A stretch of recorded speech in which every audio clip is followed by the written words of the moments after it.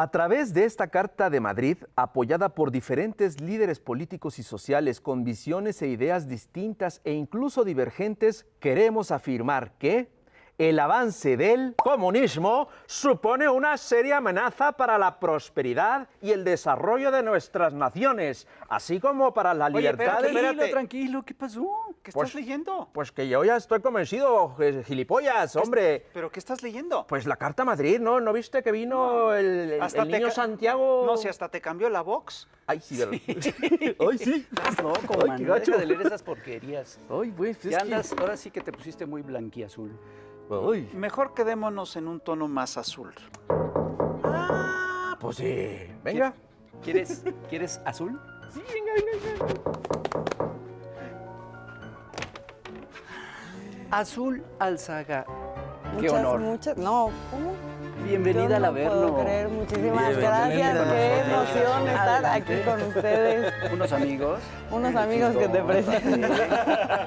Doña Elguera. Doña Elguera. Con el señor Toño. Qué honor, de verdad. Todavía no estoy saliendo del pasmo de que me inviten en su fiesta del té. Muchas gracias. La merienda de locos. La merienda de locos. Nosotros somos los que estamos muy agradecidos de que hayas venido, ¿no? Y sobre todo en este contexto tan fantástico en el cual pues el Partido de Acción Nacional, digamos, salió del closet ultraderechista, ¿no? Y se reunió ni más ni menos que con el gran dirigente de Vox, que es una pues asociación prácticamente fascista de España. Prácticamente fascista. Bueno, prácticamente fascista. Prácticamente. Y es muy simpático porque en realidad veníamos de un par de semanas en donde se venía revelando que operaban de manera clandestina políticamente a través de organizaciones fachadas y de repente es como fuera pudores, ¿no? Pero ellos decían que no, ya ¿no? Claro, ellos decían que no y de repente es una reivindicación de estos somos, aquí estamos. Y entre que da risa también da algo de preocupación porque sí habla de, además de una gran desesperación, yo creo, pues de una radicalización que pues desde mi punto de vista es preocupante, es peligrosa. Pero ahora también como que un poquito se dieron cuenta de que quitarse la máscara tan obscenamente y tan descaradamente era un poquito mal visto. Sí, entonces borraron ciertas cosas. Creo que les pasa continuamente que tienen que reaccionar frente a un mal cálculo que tienen sobre el hecho de que el país está cambiando, ¿no? Y entonces estamos en otro momento y hay una reacción así monumental a esto que sucedió y entonces se tienen que echar 2 hectáreas para atrás, hablar de divisiones, no somos todos, eran 2, ¿no? O sea, sí, no somos la extrema derecha. No somos tan... Pero ahí está la foto. Y hasta el tuit borraron, ¿no? Sí. Pero ahí está la foto. Ahí está la foto. Ahí está la foto en la que están los senadores del PAN con el dirigente fascista más importante del mundo hoy en día. Y esto además en un momento en el que Wikileaks revela los vínculos sólidos que existen a nivel global entre el yunque mexicano y la extrema derecha española, ¿no? Así es. Ahí nomás. Así es. Los avala. Y claro, y el PAN, o sea, Sí, claro. o sea, ahí metido, en donde pues han venido jugando un juego también de plantarse en un lugar de oposición liberal, ¿no? Nosotros somos ambientalistas y somos feministas y de repente llegan estos y les dan al traste en 2 segundos así de cómo nos hacen eso, ¿no? ¿No será que fue un poquito resultado de las elecciones? Antes de las elecciones estaban con este discurso, ¿no? Liberal, ambientalista, feminista, todas estas cosas que, políticamente muy correctas, y de mucha simulación. Pasan las elecciones, se ven los resultados y ahora yo creo que entre una desesperación o algo ya se toman una posición mucho más clara. Incluso el mismo López Obrador hace poco dijo, lo importante es plantarse con una convicción. Y estos pues sí ya se plantaron en una. Vergonzosamente. Sí, vergonzosamente, públicamente, ¿no? O sea, sí, yo creo que eso es una de las cosas que... Pero les los resultados de la define, elección, ¿no crees que haya tenido algo que ver? Yo creo que sí, el resultado de la elección, el hecho de que sí tenemos una oposición extraviada, venía estando extraviada y ese resultado se los confirma, ¿no? O sea, como que siento que todavía no pueden creer, digamos, el arrastrón de 2018, pero que de alguna manera pensaron, vamos a tener los elementos para ir desacreditando, porque eso es lo más fácil. Cuando hay un gobierno, entonces estar viendo, ¿no?, el frijol en el arroz todo el tiempo, y a eso han jugado. Y no pueden creer que no le salió. Y se ven las elecciones, ahora lo acabamos de ver en las últimas encuestas, y siguen como sin poder reaccionar. Y entonces sí creo que es una acción desesperada, desde luego. Y también frente a un otro proceso que estamos teniendo, me parece a mí, que es el de la recuperación de nuestra historia y ciertas reivindicaciones que les da en un lugar muy feo, ¿no? A mí sí me parece preocupante, fíjate, puede ser muy chistoso, digo, ayer también estaba atacado de risa, pero a mí sí me preocupa que esto alborote las mentes más radicales de Guanajuato, Jalisco, Querétaro, toda esta banda que sí se come todo el paquete y se cree, pero fervientemente, todo lo que se firmó en esta famosa Carta Madrid, ¿no? Sí, y yo creo que sí tenemos sectores de la población que están muy en esa lógica, pero que también, o sea, sí me parece preocupante desde el punto de vista de lo que son capaces de hacer, pero no dejan de parecerme marginales también. Porque además esta clase de movimientos se alimentan normalmente de la desesperanza absoluta. Y creo que no hay otro momento en la historia del país en donde exista más esperanza. Entonces veo muy difícil que encaje, por eso de pronto resulta tan ridículo. Eso sí. Esta observación que acabas de hacer es realmente fina, sí, porque León Trotsky decía precisamente que el fascismo es una apuesta por la desesperanza. Sí, totalmente. Es la desesperanza contrarrevolucionaria. Y es muy chistoso porque si revisamos todos los detalles de lo que vimos con los panistas y Abascal, vamos a encontrar vínculos muy claros con un pasado histórico que es muy fuerte. En ese sentido, Rapé tiene razón. Yo sí creo que estamos hablando, digamos, ante una corriente política que tiene mucha tradición en México. Entonces, por ejemplo, ellos hablan de la iberósfera o iberosfera, me da igual, ¿no? ¿Qué es eso? Es en realidad una cosa que recuerda claramente al proyecto de hispanidad que tenía Franco, ¿no? Es decir, la idea de que España era un imperio, era la cabeza de un imperio, y que al final de cuentas ese imperio no lo podía recuperar físicamente, pero que España sí era la cabeza cultural de ese imperio, ¿no? Y como parte de esa, digamos, de ese ministerio de la hispanidad, porque más se hicieron todo un gabinete de la hispanidad, había mexicanos muy importantes, entre los que estaban muchos de los personeros que fundaron al PAN. Gómez Morín, Alfonso Junco, Nemesio García Naranjo, ahí estaban. Entonces, esa es la historia que están recordando. Y sus ideólogos también. Sí. Claro, ahora, ¿qué implica esto en términos hoy en día de lo que son, por ejemplo, los derechos de la mujer? ¿No? Hablan, por ejemplo, de una campaña contra el comunismo, como si realmente el comunismo hoy fuera una amenaza. Como, que a alguien le resonara de alguna manera, ¿no? O sea, decir esto hace 60 años era una cosa, pero ahorita es francamente, o sea, sí, es como hablar de extraterrestres, o sea, sí no se dan cuenta de qué momento tan distinto es el que se está viviendo. Efectivamente, lo de la mujer, lo de una serie de derechos que se han conquistado y que forman parte ahora de lo que es políticamente correcto. Entonces, suenan muy estridentes, ¿no? Oye, pero si ellos están en la conquista y quieres que entiendan lo de hace 50 años, Están de terraplanistas. Pero además hay una cosa muy interesante porque yo sí estoy convencido de que la izquierda evoluciona, esta izquierda comunista, estalinista, no está Stalin. En no es stalinista. Sí, en cambio el fascismo ahí está. En cambio, idéntico. El fascismo, idéntico. Sí. Y eso es la característica, que tienen los movimientos reaccionarios. Buscan regresar siempre a estas cosas, están anclados al pasado. Ahora, una cosa que es interesante, dentro de todo este proceso, yo creo que juegan un papel muy importante los medios de información. Sin duda. Pero pues, ¿qué pasó? Estábamos chupando a gusto. A lo que nos truje. Sí, híjole. Pues yo creo que estamos en un momento bien crítico. Siempre hemos estado en un momento bien crítico. Lo que pasa es que hay muchas cosas en el país que se están transformando y los medios, en su lógica, no. Entonces, digamos, hay mucha claridad de por qué los medios de información privados siguen manteniendo esa lógica. De pronto resulta un poquito menos fácil de entender por qué los medios públicos no se transforman en un sentido que vaya más afín con otra serie de transformaciones que están habiendo. Y creo que ahí hay un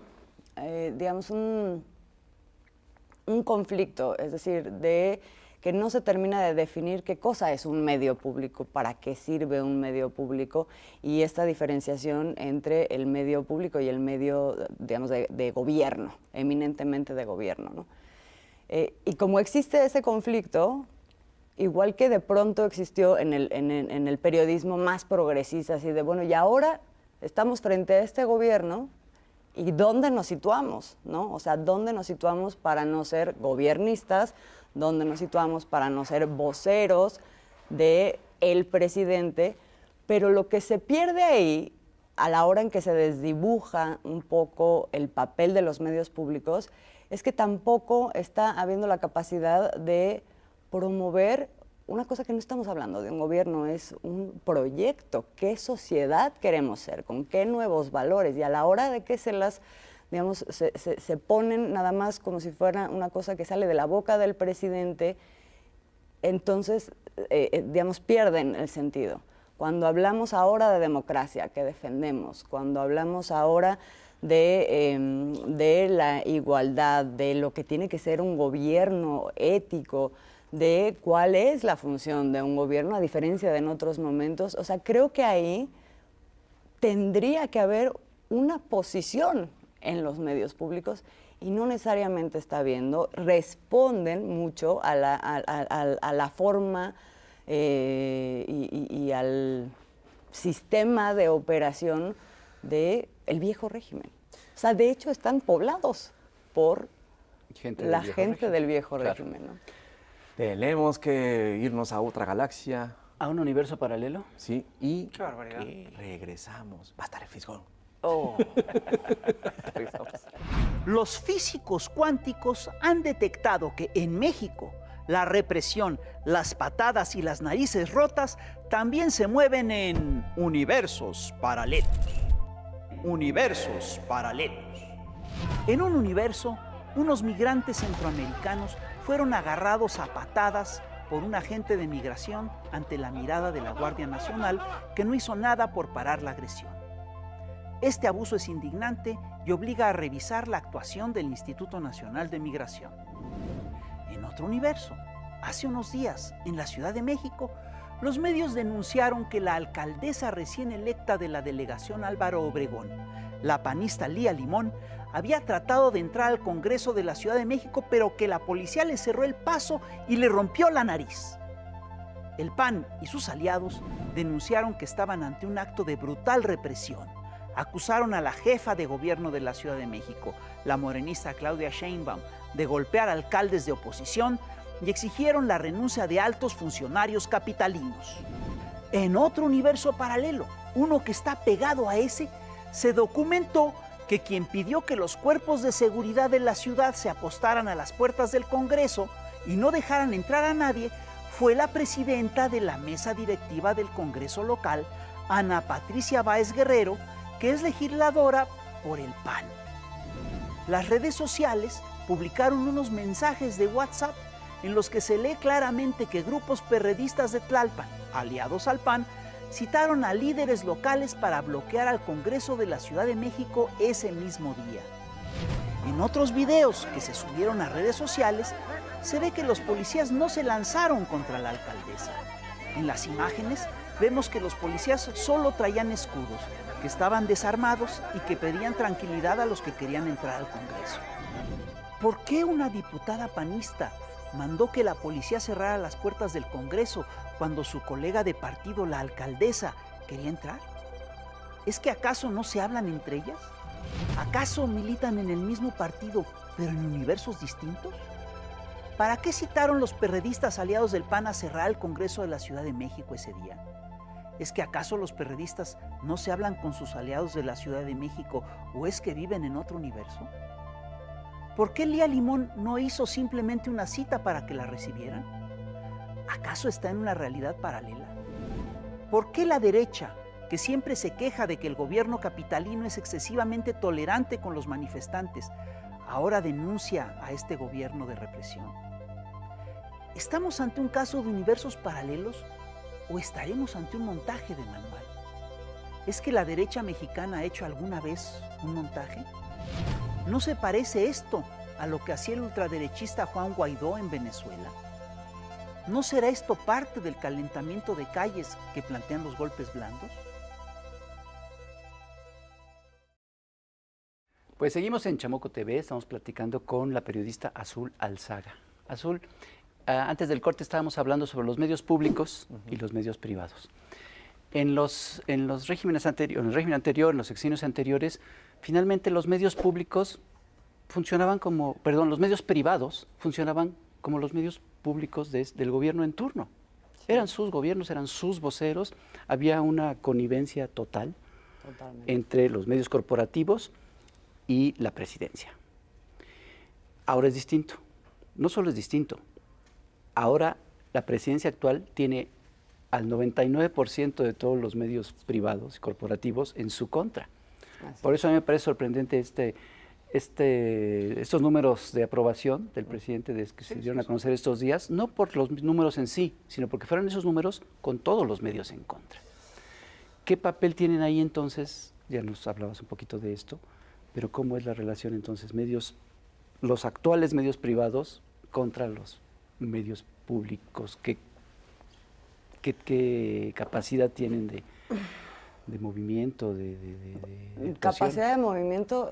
Yo creo que mucho, o sea, yo creo que estamos en la posibilidad de una hoja en blanco y decir para dónde queremos ir, cómo está sucediendo con muchas cosas en el país en realidad. O sea, esta noción de que por primera vez nos está cayendo el 20 de que sí hay cosas que se pueden mover y yo creo que los medios públicos tendrían que ser parte de eso y se puede. Pero creo que sigue habiendo una especie como de descolocamiento de cómo nos movemos, en qué sentido y con muchas inercias atrás y con unos medios públicos poblados, como estábamos diciendo, por representantes del viejo régimen desde muchos puntos de vista. Y en ese sentido, si bien no creo que vienen cumpliendo el mismo rol que los medios privados, como en otro momento se pudieron haber equiparado más con distintos perfiles, a lo mejor casi estéticos, pero un poco en la misma. En este momento no, pero están desdibujados. Es decir, no hay un contrapeso real desde los medios públicos del proyecto narrativo que están planteando los medios privados. Y los medios privados pues tienen muy clara su agenda, ¿no? O sea, porque están relacionados con grupos de poder específicos o también con una ideología que está muy acendrada y que también está acendrada en los medios públicos, dicho sea de paso, ¿no? Antes, que es la ideología neoliberal. Los medios privados eran los soldados del presidente, ¿ahora no serían los soldados contra el presidente? Sí, seguro, sin duda. Yo creo que más bien son soldados del viejo régimen, son soldados de la lógica neoliberal, porque muchos incluso fueron formados ideológicamente dentro del neoliberalismo. Y esto suele ocurrir en los momentos de transición. Costó trabajo que entraran estos neoliberales a los medios, pero ahora ya están ahí, ¿no? Y va a costar mucho trabajo que dejen de estar, porque es parte de lo que hacen. Entonces, es curioso porque lo que yo sí creo es que esta transformación es muy distinta a las demás que habíamos tenido en nuestra historia. En las demás tú borrabas al viejo régimen, se borraba al viejo régimen y se buscaba empezar algo nuevo. Y bueno, se empezaba a construir con lo que había del viejo régimen y con impulsos de lo nuevo. Pero aquí el viejo régimen está intacto en muchos sectores, en muchos poderes incluso. Está intacto, por ejemplo, en el Poder Judicial. Es decir, son contados los jueces que no forman parte del tejido de intereses del viejo régimen, y en el cuarto poder son absolutamente hegemónicos. ¿Qué porcentaje, digamos, habrá de medios, de gente que maneja el discurso del viejo régimen contra los que manejan un discurso distinto? Ay, no, es como 90-10, 95-10, es verdaderamente marginal, lo cual es muy chistoso porque lo que yo pienso es que es verdaderamente marginal el pensamiento crítico de ese régimen. Y ellos señalan ese 5% como un pensamiento no crítico. Resulta que es un pensamiento de foca aplaudidora, ¿no? Más o menos es así. O sea, sí, las focas aplaudidoras en realidad son el 95%, la disidencia es ese 5%. Sí.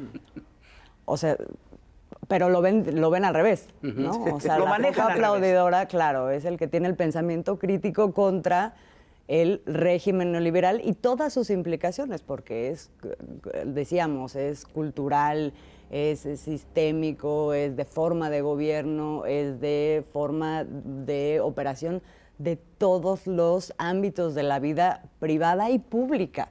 Entonces, cuando uno es crítico frente a eso, entonces es una foca aplaudidora del gobierno. Ese es un poco como lo han querido construir, pero en esas estadísticas estamos, eso no se ha movido para nada.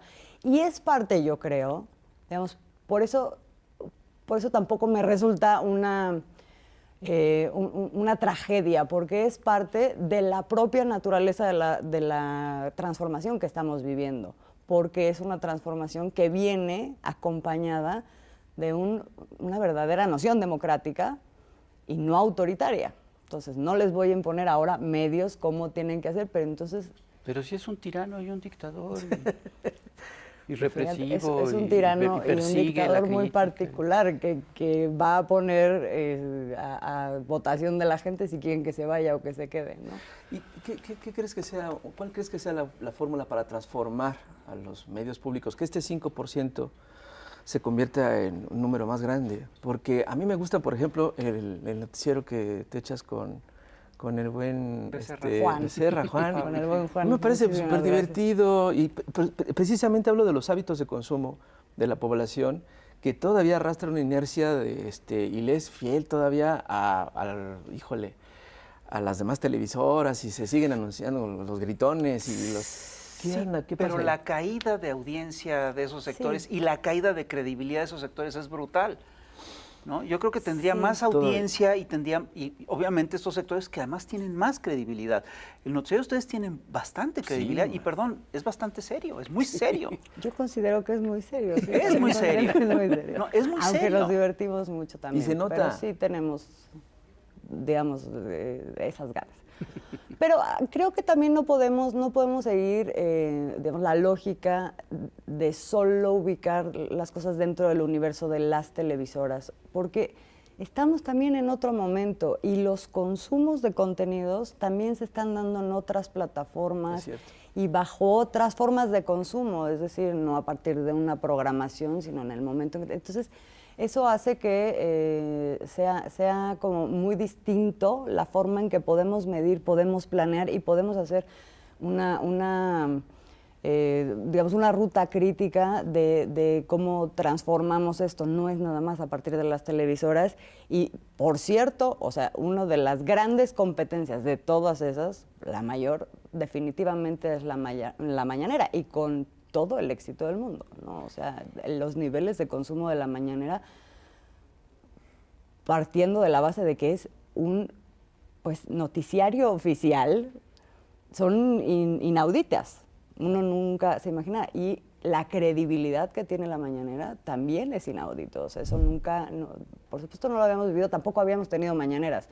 Pero si las hubiéramos tenido, no hubieran tenido estos niveles de audiencia, seguramente. Ni no. de credibilidad. No, por supuesto que no. Es decir, porque es muy curioso, hubo un momento en la historia de la televisión mexicana en la que el público veía masivamente la tele, es decir, el 80, 90%, 90 y tantos por ciento de la audiencia veía los noticieros de Televisa y de TV Azteca, pero la credibilidad era como de 10 o de 15. No, yo creo que era más. O sea, no eran ese 80 o 90% que la veían, pero yo creo que sí era bastante. Yo creo que era como un 50%. No, yo creo que de la gente credibilidad que era... sí les creía a Jacobo y a toda esta No, gente. yo creo que no les creían. Es decir, a ver, hubo un periodo largo en el que les creyeron, pero la credibilidad era muy baja. El problema era que como ese 90% veía eso, solo veía esa agenda. Exacto. Entonces, no es que les creyeran, pero es que seguían los Pero temas. finalmente seguían en la Sí, lógica, simple, en esa y eso lógica. sí es lo que te definía ese sesgo que Sí. tú dices del 40%. Y es lo que hace precisamente la mañanera. Lo que hizo la mañanera fue simplemente quitarle la agenda a los Sí. grandes medios Sí, sí, sí, corporativos. eso Lo que sí, se clarísimo. tiene que discutir no es lo único que dicen Televisa y TV Azteca y quién sabe qué radio, etcétera, sino ya lo que se tiene que discutir es lo que se dice a las 7 desde las 7, de 7 a 9 de la mañana. Y esa es la gran diferencia. Y por eso el sesgo en términos de opinión pública, creo yo, es tan fuerte.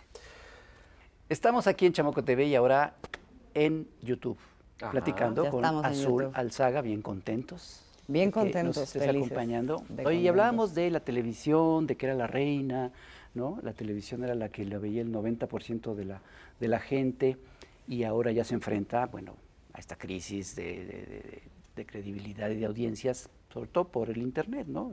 Ha sido muy fuerte. Pero hay un lugar como muy extraño, un universo paralelo, Sí. muy raro, que es la radio.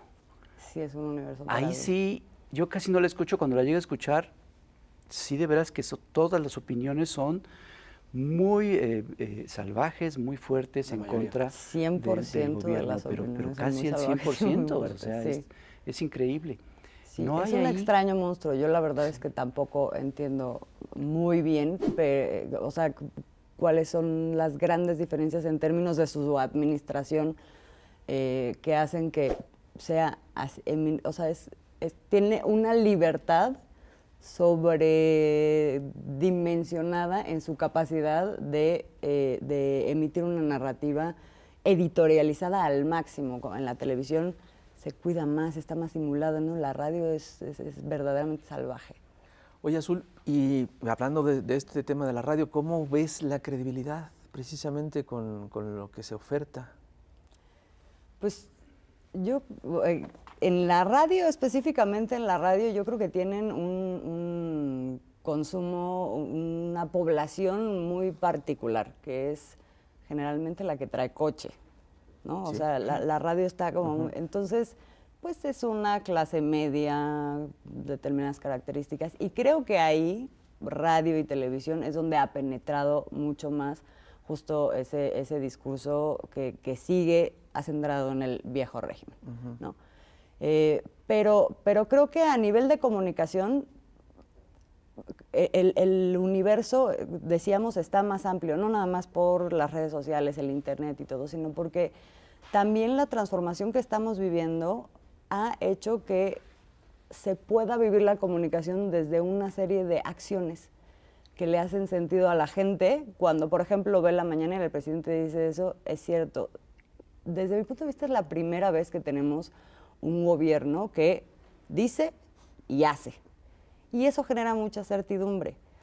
Y además, esa, digamos, certidumbre no nada más a partir del dicho, sino cómo se empieza a ver a partir de acciones de gobierno que empiezan a impactar en una amplia población que no es justamente probablemente la clase media y que por eso entonces todo este discurso penetra mucho más en esa clase media. Pero una amplísima población sí lo está viendo y de eso es reflejo pues las encuestas que estamos viendo y que acá no se las explican, ¿no?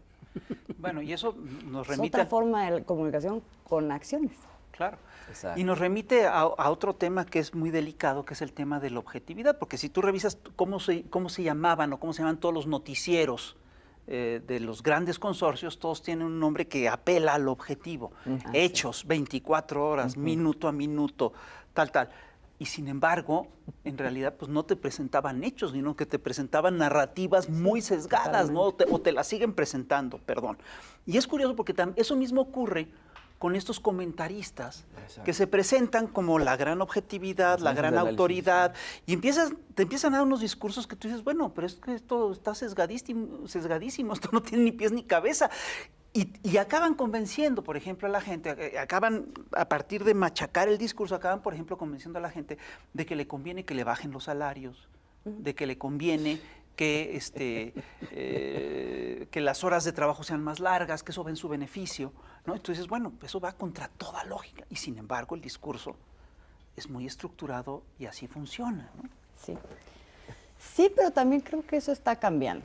O sea, evidentemente existe gente a la que convencen y, digamos, no nos dejarán mentir las elecciones en la Ciudad de México recientes, que para mí fueron un shock y sí me generaron sorpresa, pero también lo entendí. Pero me parece que cada vez está más claro el tema de la simulación, la enorme simulación de la que veníamos. Y no nada más a partir de que te la cuenten, o sea, sí desde luego ha habido una pedagogía que jamás nunca habíamos visto y que es totalmente un regalo de este presidente, de que uno se imaginaba, no, pues robaban aquí, si eran corruptos, estaban coludidos con el crimen organizado, no sé qué, pero la forma en que ahora podemos ver radiográficamente cómo eso estaba sucediendo y en qué se traducía, te pone en otro lugar. Y creo que propios y extraños, críticos, no críticos, todo el mundo ha entrado en una fase de sorpresa, de que no te deja de sorprender la dimensión que esto tenía, el alcance además no solamente en dinero, sino en penetrar todos los ámbitos de la vida social de nuestro país, política, económica, cultural, ideológica, una cosa de corrupción impresionante.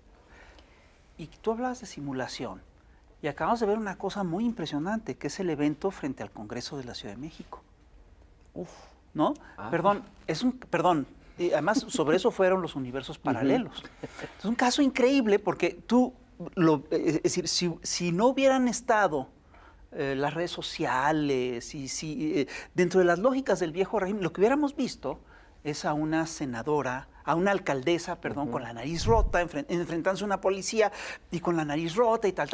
Pero las redes sociales empezaron a documentar una serie de cosas que son increíbles. Así es. Entonces resulta que la senadora, quien pide que esté la policía es una senadora, una diputada local del PAN, quien luego es en una alcaldía donde se organizan estos grupos para ir. Es una cosa increíble. Sí, es una cosa increíble y que además ahorita tenemos la suerte de que se desenmascara en 2 segundos. Exacto. Cuando en otro momento. En tiempo real. En tiempo real y solito se acomodó y se desbarató. Y hasta vimos la foto hoy, el viernes vimos la foto de la alcaldesa golpeada con con la jefa de gobierno a la que acusó de represión. Es decir, eso básicamente te habla de que se desmontó.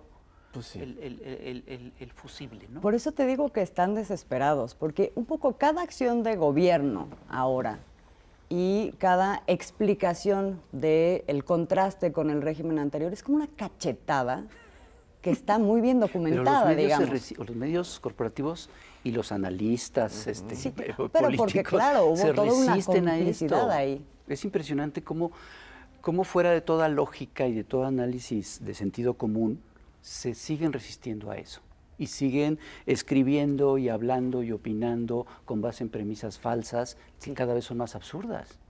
Pero ¿qué van a decir también, no? O sea, de pronto sí me pongo a pensar, oigan, los 10 años anteriores les mentimos todo el tiempo, ¿no? O sea, sí es como muy loco, de pronto tanta esquizofrenia. O sea, lo que tendría que haber es que también se renovaran las voces, que se abriera a más voces, pero lo que es increíble es que se siga estando tan cerrado, ¿no? Pero las nuevas voces, estoy pensando, por ejemplo, en la gente de Letras Libres. Sí hay gente joven escribiendo en letras libres, pero siguen pensando igual, replican lo mismo que los otros. Pero es que Sí, pero porque... por eso les dan el micrófono. Pues sí, si no, no estarían ahí. Exactamente, y porque lo que están intentando, digamos, consciente o inconscientemente es regresar a un estado de las cosas, ¿no? Y entonces hay que convencer por qué hay que regresar a ese estado de las cosas. En donde, o sea, a mí me llama mucho la atención ahora que todo el tiempo saquen la ley por delante y la división de poderes. ¿Cuándo en este país ha existido división de poderes? Cuando las instituciones... Ahora, ¿Cuándo han respetado la ley? Ahora sí. ¿Cuándo han Exactamente. respetado la ley? Es una cosa ¿Cuándo han increíble. Sobre respetado todo, la ley? la ley no se ¿Cuándo consulta. las instituciones han funcionado para lo que tienen su misión? ¿Cuándo? En este momento es que nos estamos dando cuenta de cuánto no cumplían sus misiones y cómo en este momento sí estamos viviendo una serie de circunstancias que son inéditas, como eso, como la división de poderes, como lo que mencionábamos, que es que un gobierno te diga una cosa y la haga. La corrupción. Que ahora más bien yo lo que veo es que no es que este gobierno ahorre mucho, es que los otros robaban todo. Todo. Robaban todo. Todo.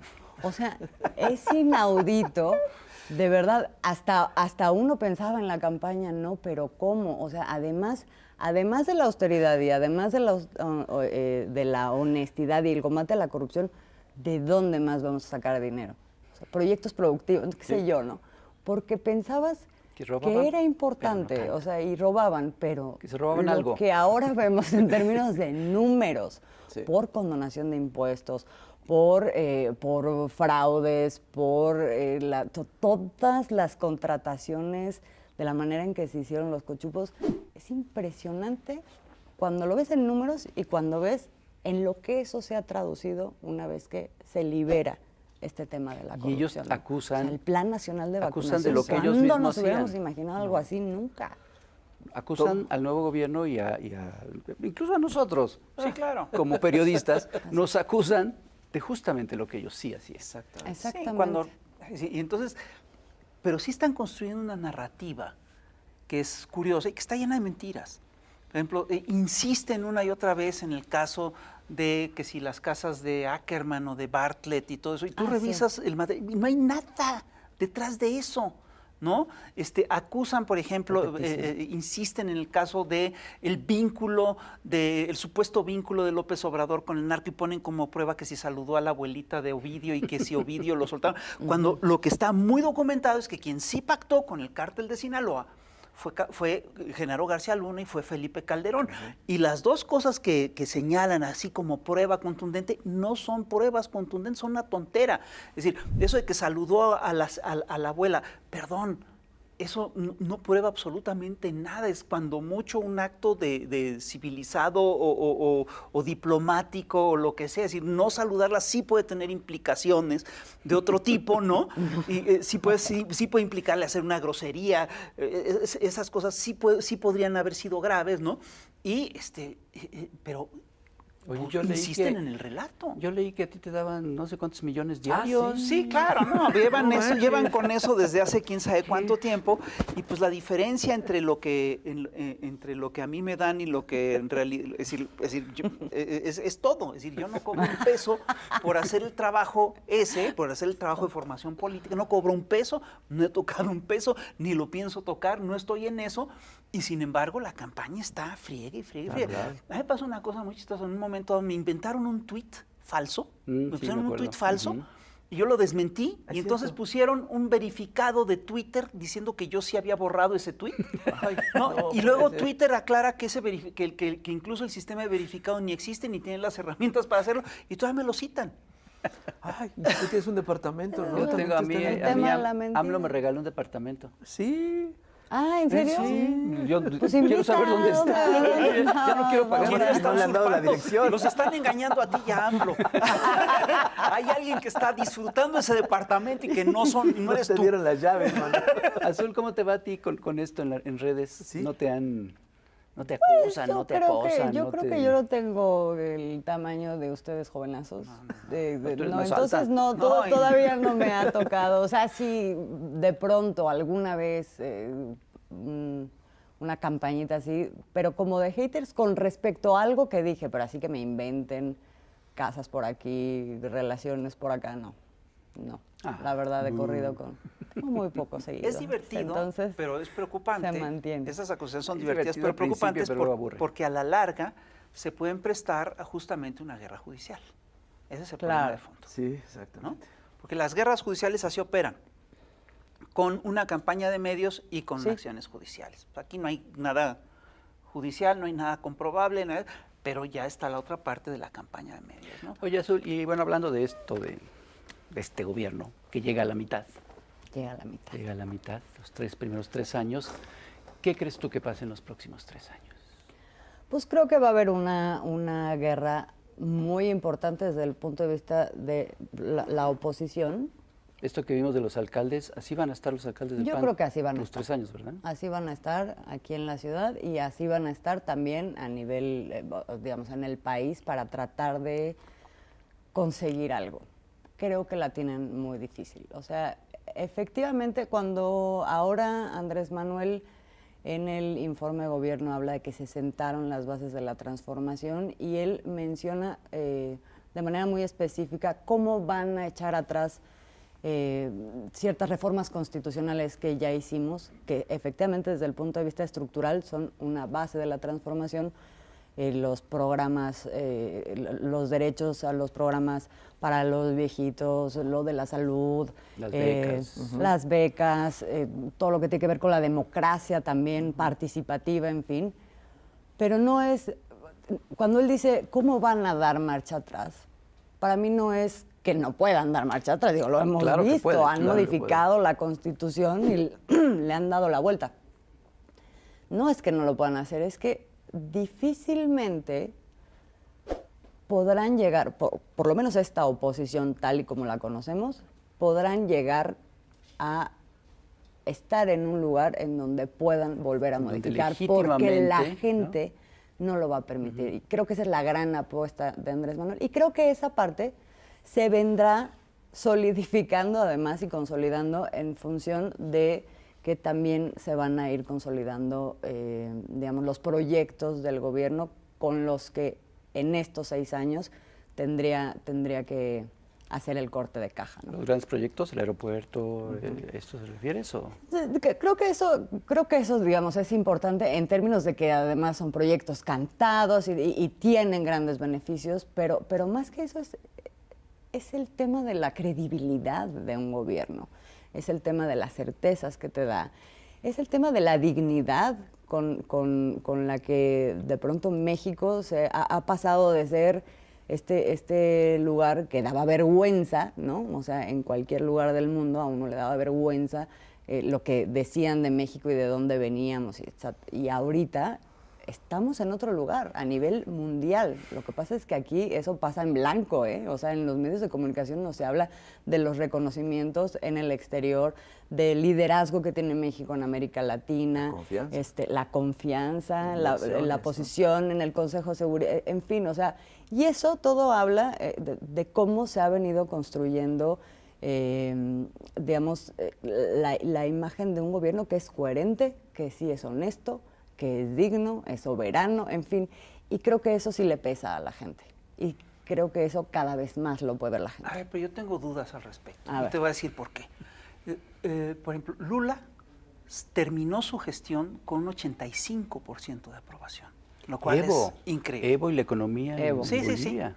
Y sin embargo, el avasallamiento mediático permitió que a los pocos meses sacaran a Dilma Rousseff, bueno, a pocos años sacaran a Dilma Rousseff del gobierno y Lula acabara en la cárcel. Y esto tiene que ver con una dinámica que es muy perversa, y es que pues la gente toma como una cosa normal lo que está bien hecho, y los medios además así lo manejan. Bueno, ya no se roba, claro, es que el colmo sería que robaran. Lo que no dicen es que ellos robaban todo. Que esa era Que esa era la costumbre, que eran los usos y costumbres, que lo normal era el saqueo sistemático, ¿no? Bueno, los impuestos se están utilizando para lo que deben de ser. Bueno, pero es que eso es normal. ¿Por qué les tenemos que aplaudir? ¿Por qué les tendríamos que aplaudir eso? Cuando la diferencia es que antes no se usaban para eso. Entonces, lo que está bien hecho pasa, digamos, pasa en silencio, pasa a oscuras. Y en cambio, los problemas que puede haber de que si fulano, incluso incluso cuando no hay problemas te los inventan y de repente hasta te hacen montajes, como lo hemos visto, ¿no? Entonces sí, yo sí creo que tienen herramientas, porque todavía tienen porque el aparato de control ideológico del viejo régimen, que es la prensa, y la radio y la televisión, está totalmente en manos del viejo régimen. A ver, déjame lo replanteo. O sea, sí tienen herramientas, por supuesto tienen herramientas y son herramientas que han funcionado en otros lados. Pero en otros lados no ha existido justamente la mañanera. Sí, o sea, sí. Y la pedagogía que ahí existe, por eso digo que Buen es la punto. apuesta del presidente, no es porque la gente en México sea diferente de otras partes del mundo, sino porque existe un proceso aquí de concientización Así que es. sí creo que en otros lados no ha existido. Así es. Y bueno, pues veremos qué pasa, pero para mí es una gran apuesta. Y entonces por eso tanta insistencia en cancelar las mañaneras. Sí, por supuesto. Por la Por contra. supuesto. Acaba de salir alguien queriendo hacer una contramañanera, ¿no? Esta mujer Kenia, no sé qué. López Rabadán. Con un Ni la vi. fracaso rotundo. Por ahí vi un tuit. Que cuando López Obrador fue jefe de gobierno en la Ciudad de México, hubo también un panista que hizo las contramañaneras. Y tampoco le salió. pero nadie lo peló. Luege. Lo dije, sí.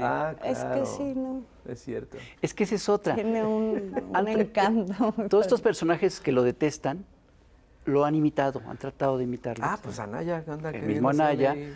pero mal hecho. Pero todo Sus viajes por todo el patético. país.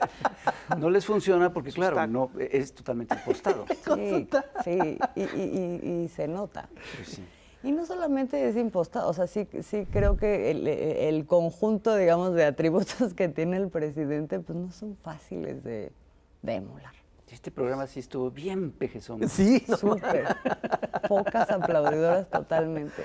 Sí, bueno, eso es algo que, por ejemplo, creo que es una de las cosas que tendría que cambiar en los medios, que es la honestidad con la que uno se planta de qué es lo que realmente piensa y que defiende. Yo creo que es lo más importante, la honestidad periodística, Así es. Ay, sí. básicamente. Pues sí. Y además, perdón, es decir, yo sí creo que uno tiene que tener el valor de defender lo que uno piensa. cree, sus Totalmente. convicciones. ¿No? Pues sí. Y ahora es chistoso porque yo sí creo que los propagandistas del viejo régimen creen y piensan lo que defienden. Yo Bueno, también creo. unos defienden sus convicciones, otros defienden sus intereses. Sus intereses, sí. eso, Pero los defienden en serio. Pues sí. Pues sí. Sí. Ay, Sí, pero sí se la creen. Pero sí, claro que Creen se la lo que están creen. diciendo es verdad. Algunos, sí. No, en general se la creen. ¿sí? A ver, si no se la bueno, creyeran, sí, no serían hay eficaces. cosas muy burdas que seguramente no, Tienes, pero... tienes. Pues hay, y hay unos que no son nada eficaces. Bueno, hay unos que esos no se la creen, pero eso sí lo puedes ver. Ahí sí resulta evidente. Pero tú dices, ¿por qué no hay nuevas voces? No hay nuevas voces por dos razones. Porque no quieren nuevos discursos, ¿no? Y porque formar a gente para que haga este trabajo tampoco está tan fácil. No. No es tan No, fácil. no, no, para nada. Y mira quién lo dice. ¿Pero Krause es eficaz en ese sentido? Yo creo que Lo fue. fue Yo creo muy que ha perdido eficaz. eficacia, Por ejemplo, sí. cuando hizo todo su trabajo para legitimar al PRI y que hace sus libros de historia sobre que además es muy chistoso porque es un libro de historia para legitimar al régimen de la revolución y es una colección de historia que empieza con Porfirio Díaz, ¿no? O sea, y elogiando a Porfirio Díaz, ¿no? Es decir, pues fue muy eficaz en ese sentido. Ese discurso está bien armado, ese. Lo demás ya no tanto. Ahorita ya. Y ahorita tienen un problema que ya solo se leen entre ellos, ¿verdad? O sea, Sí, todas claro. estas columnas de análisis de opinión del Reforma, solo lo leen ellos. Así O- es. Y lo recomiendan entre ellos. O el programa este de es la hora de cobrar. Digo, de opinar. ¿no? Más o menos. Yo he escuchado otra forma de nombrarla, pero no lo voy a Y decir. empezaron a invitar a ciertos personajes que sí eran voces discordantes y empezaron a hacer mucho ruido y las dejaron de invitar, ¿no? No, y cuando las invitaban, o sea, era el mismo fenómeno que vemos en todos lados. Era una estadística de 90-10, porque tenías a una persona que defendía y tres que era un bombardeo permanente en contra de esa posición. O sea, nunca jamás has visto equilibrado ahí, no. Híjole. No es como aquí que todos estamos de acuerdo. Súper equilibrado. Azul, pues muchísimas gracias. Muchas gracias a ustedes por invitarme. Muy honrados, Estuve ¿no? Ha sido muy un feliz. honor y un placer. Esperemos que haya tenerles. otra ocasión. Piecitos. Sí. Sí, cuando ustedes me inviten, cuando quieran. Y también espero que cuando yo los invite vayan. Estaría fantástico. Ah, ¿no? claro Con todo que sí. gusto. Con todo gusto, ese día no voy a contestar el teléfono. Ah, no es cierto. Qué mal. No, no es cierto. De verdad, muchísimas claro que gracias. sí, de al verdad. No, a Pero partir se de ahora... llevan a Nos todos. vamos a Toña, siempre está con nosotros. Señoras y señores, pues, ¿qué creen? Que ya se acabó esto, pero vamos a tener la posibilidad de compartir este programa, ya lo sabe, en YouTube y en los canales en donde se transmite, Canal 22, Canal 11, TV UNAM. Por favor, cuídense mucho, nos vemos a la próxima y les recuerdo que tenemos Revista de Septiembre, ya lo sabe. Muchas gracias, Azul. Muchas gracias a ustedes. Cuídense mucho, Nos nos vemos a la vemos. próxima. Bye.